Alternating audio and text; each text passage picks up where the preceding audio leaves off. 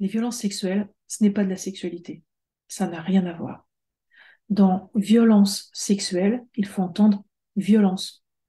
Ce sont des violences qui utilisent le sexe. Ce n'est pas de la sexualité.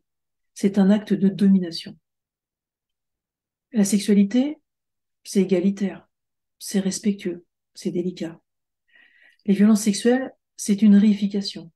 L'autre est utilisé comme un objet. C'est la négation de la sacralité du vivant. J'ai fait mon mémoire de sexologie sur l'accompagnement des femmes qui ont subi des violences sexuelles dans leur enfance ou leur adolescence. Et pour ça, j'ai mené une enquête auprès de 300 femmes,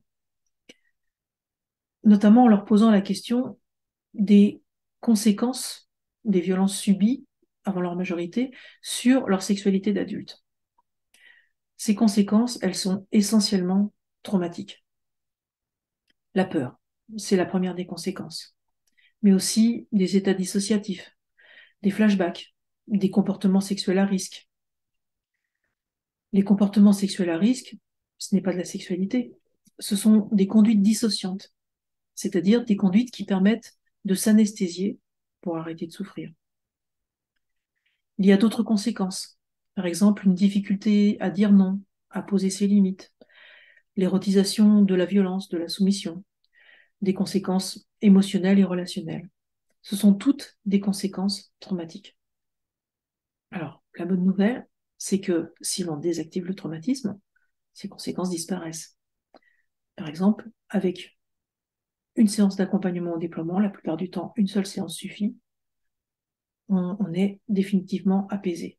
Du point de vue de la fonctionnalité sexuelle, il n'y a pas plus de troubles du désir, du plaisir, de l'orgasme que dans la population générale.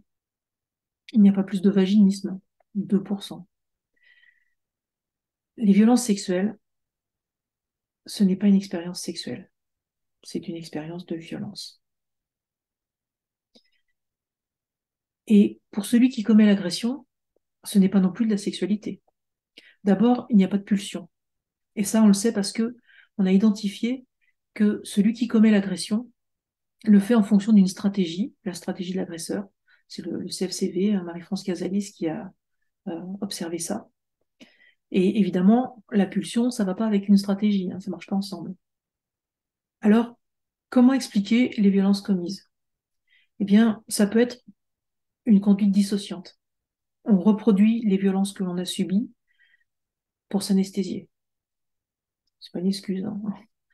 La plupart des personnes qui subissent des violences ne les reproduisent pas. Ça peut être aussi une stratégie inadaptée pour essayer de reprendre le contrôle ou pour compenser des besoins fondamentaux qui n'ont pas été suffisamment satisfaits dans l'enfance.